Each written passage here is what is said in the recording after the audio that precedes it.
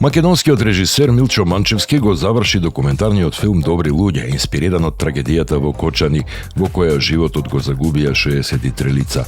Наместо наратор и музика, филмот ги става во преден план сведоштвата на преживеаните, семејствата на жртвите и луѓето кои помагале по пожарот. Манчевски вели дека сакал искрено да ја пренесе човечката болка, но и силата и солидарноста што се појавиле по трагедијата. Документарецот трае 86 минути, а светската премиера ќе ја има на 32-тиот Сараевски филмски фестивал, каде ќе се надпреварува во официјалната документарна програма. Паралелно, режисерот го заврши својот нов игран филм Сестра, брат и шахта, чија фестивалска премиера се очекува наскоро.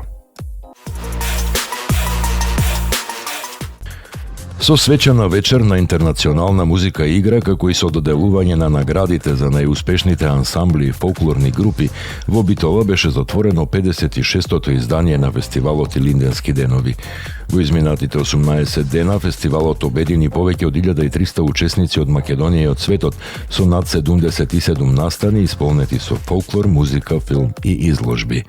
Организаторите оценуваат дека ова било едно од најуспешните и најдолги изданија досега, а Битола уште еднаш ја потврди својата улога како центар на традицијата, културата и меѓународното пријателство. На затворањето беа доделени признанија за најдобрите фолклорни ансамбли и поединци, а фестивалот заврши со настапи на домашни и странски ансамбли.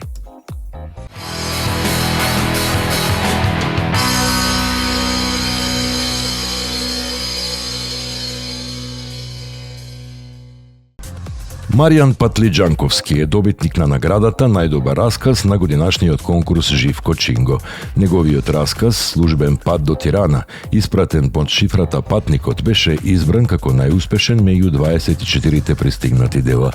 Стручната комисија оцени дека расказот се издвојува по оригиналноста, по современата тема која обработува, силниот хуманистички пристап и впечатливиот јазичен израз. Патлиџанковски е доктор по македонска книжевност, автор на повеќе научни трудови, роман за деца и збирка раскази, а лани ја доби наградата 13 ноември на град Скопје.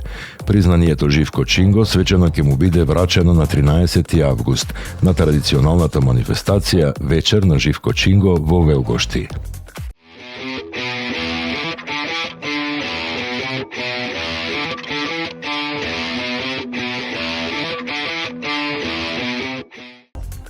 Музиката повторно ги обедини туристите во Охрид. Во стариот дел на градот неколку улични музичари ја изведоа безвременската македонска песна Јовано Јованке и создадоа атмосфера која ги воодушеви минувачите.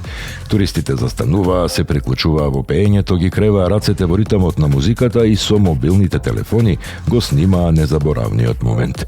Видеата брзо се проширија на социјалните мрежи, уште еднаш потврдувајќи дека македонската традиционална музика има моќ да ги поврзе луѓето, без разлика од каде доаѓаат.